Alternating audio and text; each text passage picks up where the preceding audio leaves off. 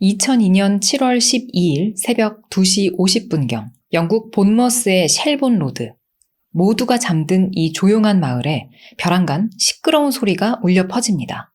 처음엔 남녀 간에 심하게 다투는 소리가 들리는 듯 하다가 곧이어 여성의 찢어질 듯한 비명소리가 터져나오고 뒤이어 뭔가 요란한 소리까지 들려오는데요. 근처에 살던 주민 중 한 명이 이 소리를 듣고 깜짝 놀라서 급히 밖으로 나와 봅니다. 그러자 눈앞에는 끔찍한 장면이 펼쳐져 있었어요.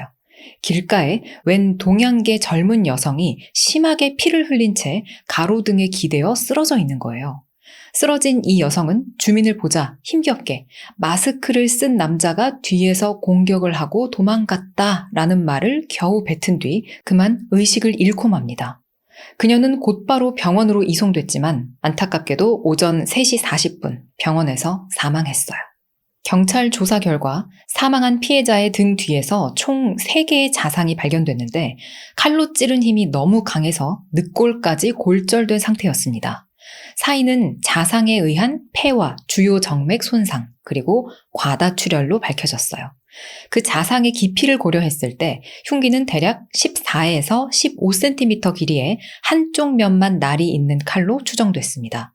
그런데 피해자의 몸 어디에도 방어흔이나 저항의 흔적이 발견되지 않은 거예요.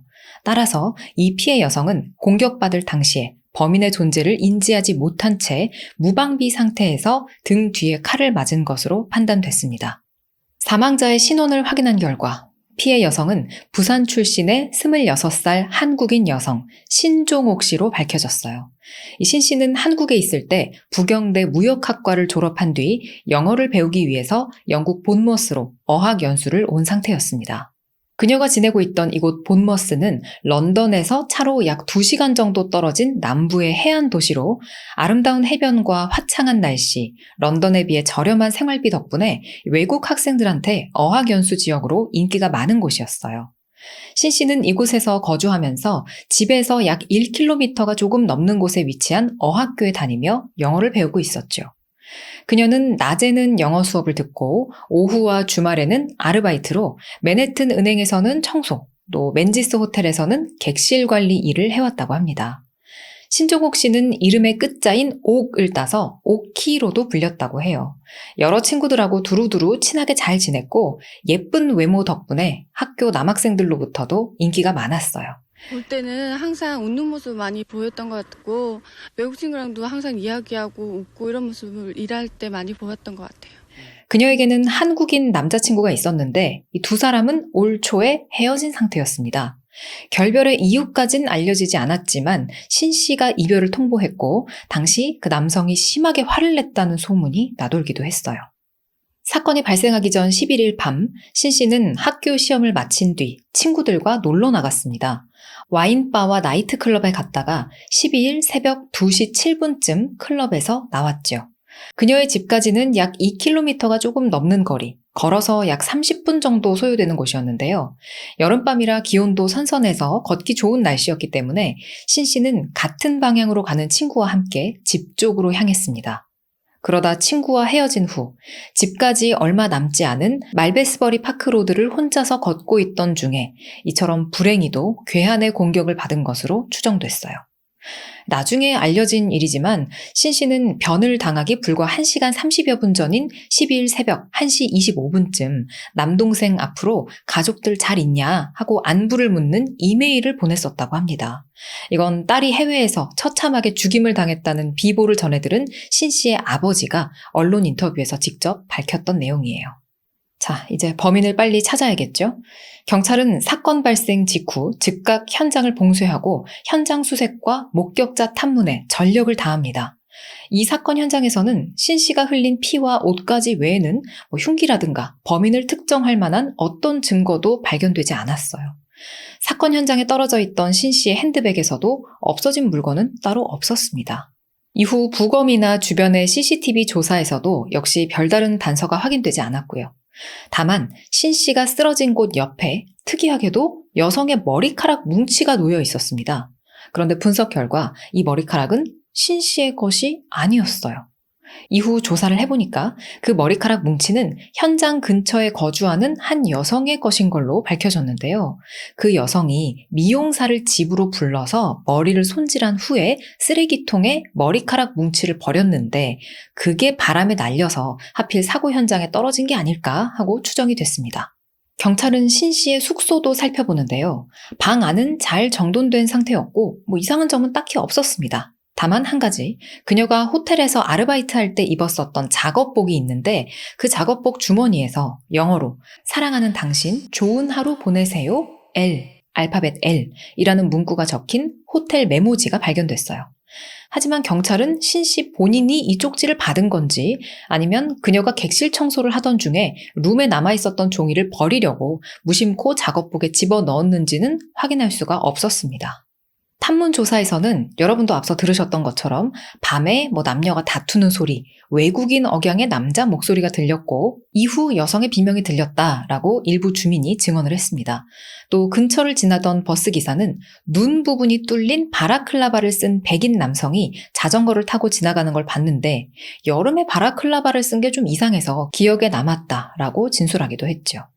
모든 정황을 검토한 경찰은 신 씨가 늦은 시간에 혼자 길을 걷다가 이른바 묻지마 공격을 당했을 가능성을 염두에 두고 혹시라도 신 씨에게 원한을 가진 사람이 있다거나 아니면 애정 문제가 있었는지 등에 대해서도 수사를 병행해 나갔어요. 특히 경찰은 신 씨가 1월 초까지 교제했던 부산 출신의 남자 이 씨, 그리고 신 씨가 일하는 은행에 찾아와서 그녀를 스토킹했다는 남성 최 씨에 대해서도 강도 높은 조사를 이어갔습니다.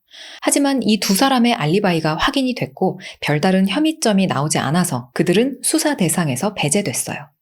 신 씨의 어학원 친구들 같은 경우에는 이 나라에서는 이제 외국인들이니까 영어를 잘 하지 못했던 데다가 섣불리 말을 잘못 뱉었다가 괜한 일에 휘말릴까 우려한 듯 경찰 수사에는 소극적인 태도를 보였습니다.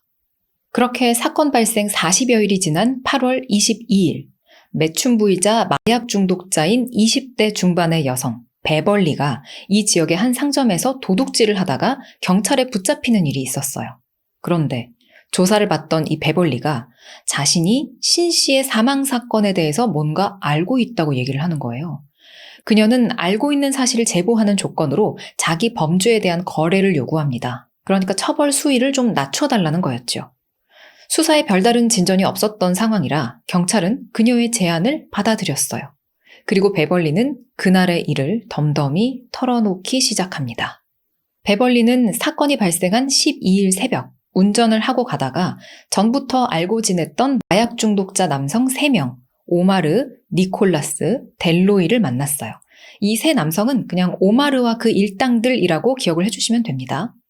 베벌리가 그들을 차에 태워서 마약 파는 곳에 데려다 주러 가는데요. 이 셋 중에 오마르라는 남성이 밤길을 걷고 있던 한 젊은 동양 여성을 발견하고는 어우 저 엉덩이 좀 보라면서 막 소리를 쳤습니다. 차에 타고 있던 이 남자들은 그 여성을 가리키며 야, 저 여자애 데리고 파티에 가자 라고 하면서 막 흥분을 했고 베벌리에게 차를 세우게 한 뒤 모두 후다닥 내렸어요. 차를 타고 조금 지나왔을 거 아니에요. 그래서 남자들은 그 젊은 동양인 여성이 있던 방향으로 되돌아서 뛰어갑니다. 베벌리는 얼마간 차 안에서 이 남자들이 돌아오기를 기다렸어요. 그런데 헐떡거리며 땀에 젖어 차로 돌아온 남자들은 서로 막 소리를 지르면서 투닥거리며 말싸움을 하기 시작합니다. 니콜라스라는 남자가 오마르한테 도대체 무슨 짓을 한 거야? 그렇게까지 할 필요는 없었잖아 하고 따졌고 오마르는 운전석에 앉아있던 베벌리를 향해 차 라이트 끄고 빨리 출발하라고 요구했어요. 남자들은 뭔가 잘못을 저지른 듯 안절부절하는 모습이었다고 합니다. 운전을 하면서 베벌리가 슬쩍 보니까 백미러에 비친 오마르는 셔츠를 벗어서 자기 팔에 묻은 피를 닦은 뒤 그걸 가방 안에 던져 넣었는데 그 안에 뭔가 어떤 물건이 쌓여 있는 것 같았대요. 이후 남자들은 마약을 산 후 오마르의 아파트로 갔고 그곳에서 오마르는 샤워를 하고 옷을 갈아입은 뒤에 다시 차로 돌아옵니다. 이후 그들은 스투어 강으로 가자고 하더래요. 베벌리는 그들이 시키는 대로 운전을 해서 강으로 갑니다. 그리고 아마도 남자들이 가방을 그 강에 버렸을 거라고 추측했어요.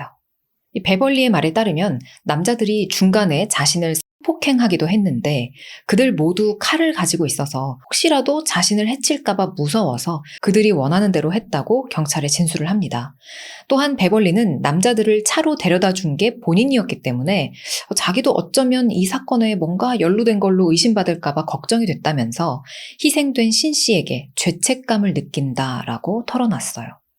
베벌리는 또 사건 발생 일주일 전에 술집에서 이 세 남자가 야, 한국 여자가 이쁘더라. 그들과 성관계를 하고 싶다. 라는 말을 했다고도 진술했어요. 경찰은 베벌리의 진술이 상당히 구체적이고 신뢰성이 있다고 판단해서 그녀를 증인으로 보호하고 당시 32살이었던 오마르 그리고 그 일행들을 용의자로 체포해 신문하기 시작합니다.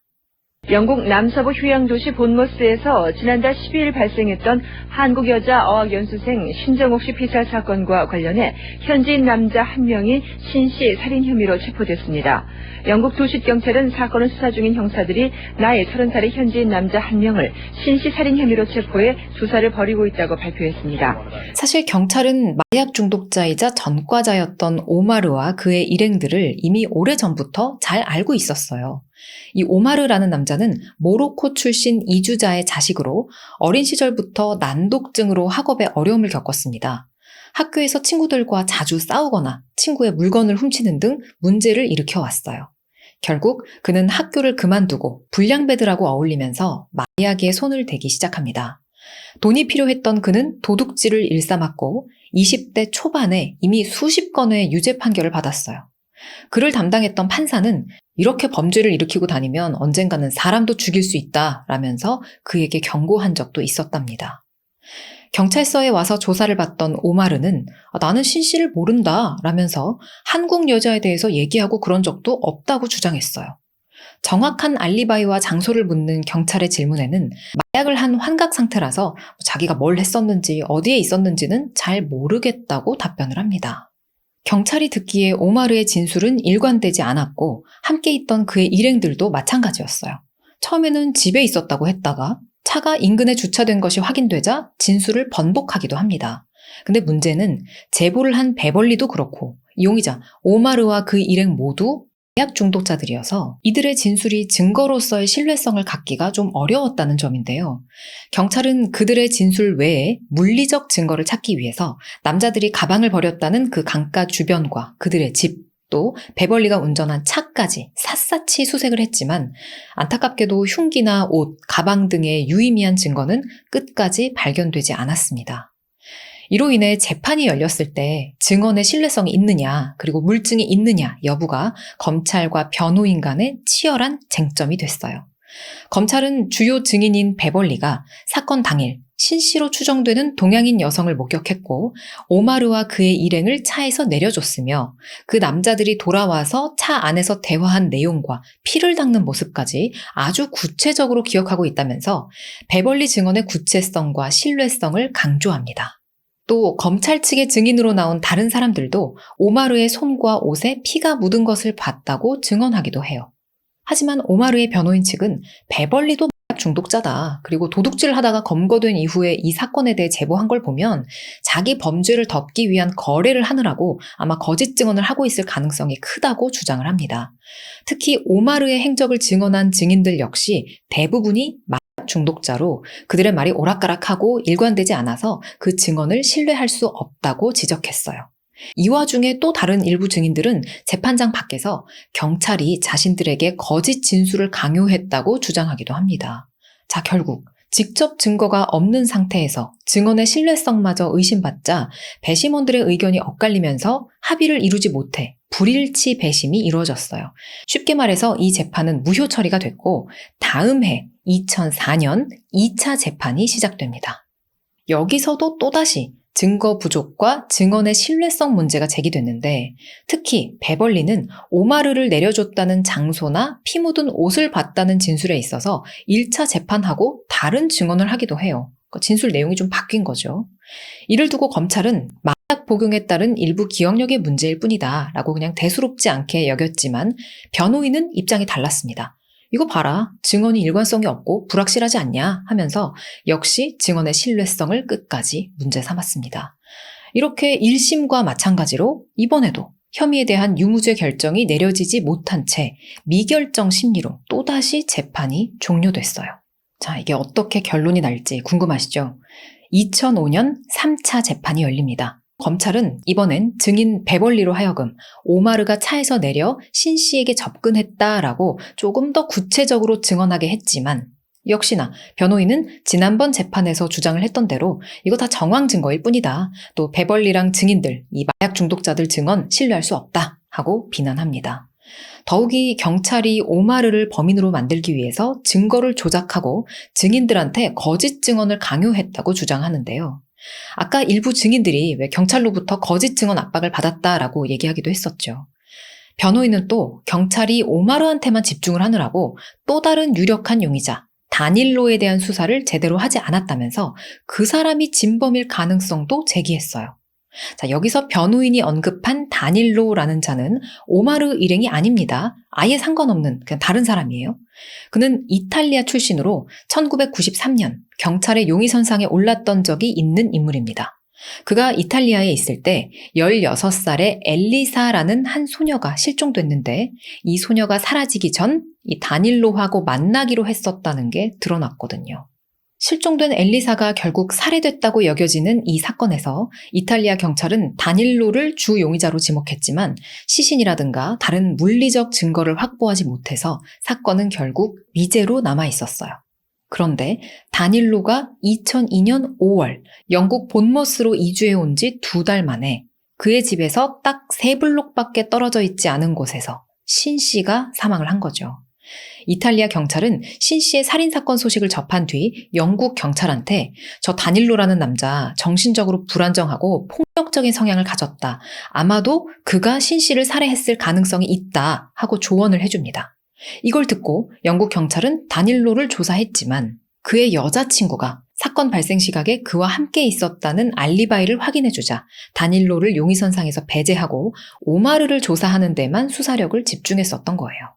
그런데 신 씨 사망 후 4개월이 지난 2002년 11월 12일 이 다닐로의 집 근처에서 또 다른 살인사건이 발생합니다. 재봉사였던 48세의 헤더 바넷이라는 여성이 자신의 집에서 잔혹하게 살해된 채 발견된 그런 사건이었는데요. 이 헤더는 망치에 머리를 맞고 목은 칼에 그어진 채 사망해 있었습니다. 그런데 이 사건엔 좀 특이한 점이 있었어요. 사망한 피해자의 양손에 머리카락이 쥐어져 있었던 거예요. 한 손에는 피해자 본인의 머리카락이, 또 다른 손에는 다른 여성의 머리카락이 쥐어져 있었습니다. 경찰은 이 사건이 발생한 지 1년 6개월 후인 2004년 5월 다닐로의 집에서 칼과 복면을 발견하고 그를 헤더 살인 혐의로 체포합니다. 그래서 오마르의 변호인은 3차 재판 때 다닐로가 범인일 수 있다 하는 점을 부각시켰어요. 사건 당일 밤 외국 억양의 남자 목소리가 들렸다라는 목격자의 진술을 내세우면서 아마도 그 목소리는 영국에서 태어난 오마르의 목소리가 아니고 이탈리아 출신의 다닐로일 가능성이 크다면서 그가 신 씨를 살해한 진범일 수도 있다고 주장을 한 거죠.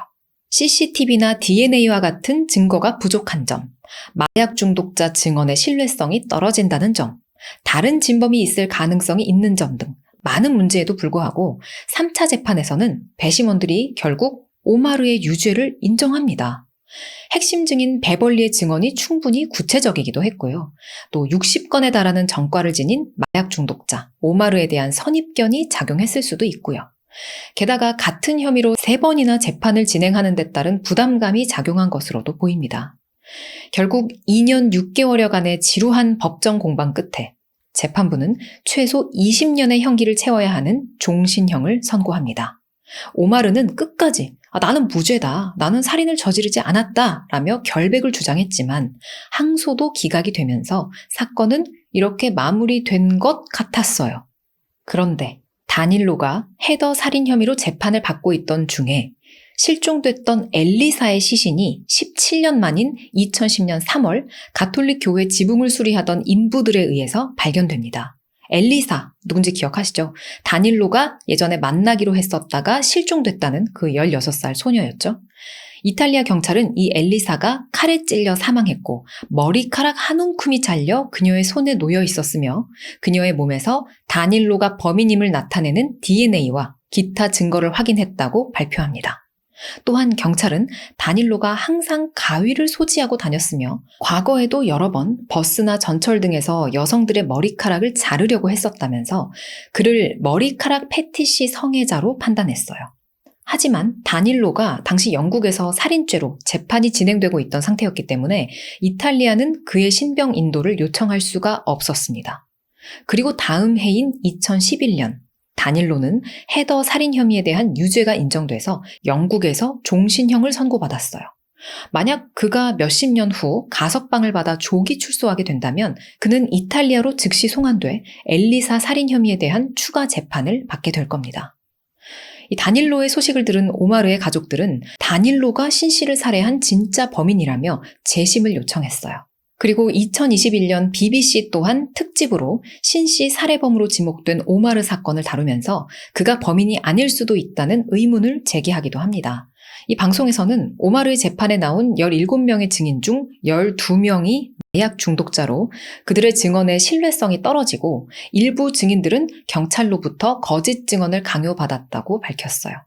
이렇게 직접 증거 없이 정황과 신뢰할 수 없는 증언, 그리고 오마르가 마약 중독자의 수많은 전과를 지닌 흉악범이라는 편견 때문에 그를 살인자로 지목했을 거라는 비판을 제기합니다.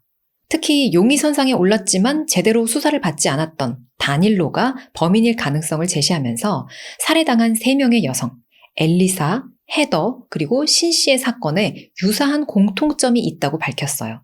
이 3 여성 다 작은 체구에 검은 머리카락을 갖고 있었고요. 모두 12일에 살해당했어요. 그리고 3 사건 다 다닐로가 살던 지역 근처에서 발생했습니다. 엘리사는 다닐로가 이탈리아에 있을 때, 그리고 헤더와 신 씨는 그가 영국에 있을 때 사망했죠. 이 날카로운 도구를 사용해 공격했다는 점 역시 모두 같았고요. 또 특이하게 피해자들의 머리카락이 잘리거나 사망한 그들의 손에서 머리카락이 발견된 것도 공통점입니다. 생각해보면 아까 신 씨의 경우에도 시신 옆에서 여성의 머리카락 뭉치가 발견이 됐었잖아요. 물론 당시 경찰 조사 결과 이웃 주민의 쓰레기통에 버려졌던 머리카락 뭉치가 날려와서 우연히 신 씨 옆에 떨어져 있었다라고 판단을 했기 때문에 특별히 이에 대해서 신경을 쓰진 않았지만요. 근데 다닐로의 그동안의 행적과 살인 특징을 다 알고 나니까 조금 다르게 보이지 않나요? 만약에 다닐로가 범인이라고 가정을 하고 상황을 재현해 본다면 이 머리카락에 대해서 충분히 다른 해석이 가능할 수도 있습니다. 이 머리카락 패티시가 있는 다닐로가 쓰레기 봉투에서 여성의 머리카락을 발견하고 흥분한 상태에서 혼자 길을 걷던 신 씨를 보고는 그녀의 머리카락도 자르려고 막 칼이나 가위를 들이댔다가 여의치 않자 흉기로 찔러 살해했다. 이런 상황이 발생했을 가능성이 상당히 설득력 있게 다가온단 말이죠. 오마르는 BBC 다큐멘터리를 바탕으로 3번째 재심을 청구했지만 영국 법정은 끝내 재심을 받아들이지는 않았습니다. 경찰 또한 그동안의 수사에서 증인을 압박하거나 증거를 조작한 적이 없다며 기존 입장을 고수했고요. 과연 꿈 많은 20대 유학생 신 씨를 살해한 범인은 누굴까요? 3번의 재판 끝에 살인범으로 유죄 판결을 받아 수감 중인 마약 중독자 오마르일까요? 아니면 머리카락 패티쉬가 있는 연쇄살인범 다닐로일까요? 여러분의 생각을 자유롭게 댓글에 남겨주세요. 오늘의 이야기는 여기까지입니다. 이 신 씨가 영국으로 갔던 이 시기, 2000년부터 2002년까지 이 시기가 유독 우리나라 학생들이 유학이나 어학연수 목적으로 영국에 많이 갔다고 해요. 대사관 측의 설명을 들어보면 9.11 테러 이후에 미국 입국이 조금 어려워져서 영국으로 방향을 튼 경우가 많았던 모양이에요. 그러다 보니까 사건, 사고도 많았습니다. 이 신 씨 살인 사건이 일어났을 당시에 런던에서 젊은 한국 여성 피해자가 발생한 다른 사건들도 있었거든요. 프랑스 어학연수 중에 영국으로 여행을 왔던 21살의 진효정 씨 시신이 버려진 여행 가방 안에서 발견되기도 했었고, 또 영국 유학생 22살의 송인혜 씨는 런던 시내의 한 민박집 벽장에서 변사체로 발견돼 충격을 줬었어요. 이제 궁금하실까봐 말씀을 드리자면 이 사건의 범인은 잡혔습니다. 유죄 판결도 받았고요. 바로 이 2 여성이 묵었던 민박집 사장, 31살의 한국인 김규수라는 남성이 범인이었는데요. 이놈은 살인을 저지르고 캐나다도 갔었고 다시 영국에 돌아와서 숨어 지내다가 결국에 경찰에 붙잡혔습니다. 그래서 2급 살인 혐의로 무기징역을 선고받았대요. 이 진효정 씨, 송인혜 씨, 그리고 신종옥 씨까지 그러니까 이 시기에 한 8개월 동안 총 3명의 한인 여성 유학생 살인 사건이 발생을 했던 겁니다. 이 소식은 영국 한인 사회는 물론이고 한국에도 굉장히 큰 충격을 줬었어요. TV 뉴스랑 신문 기사에서도 계속 이 사건을 다뤘었고요. 피해자들이 발견됐을 때 모습이 너무 처참하기도 했고 이 희생자들이 다 한창 때인 20대 젊은 여성들이었기 때문에 이번 사건은 전하면서도 더욱 좀 착잡했습니다. 고인의 명복을 빌며 오늘 영상은 여기서 마치겠습니다.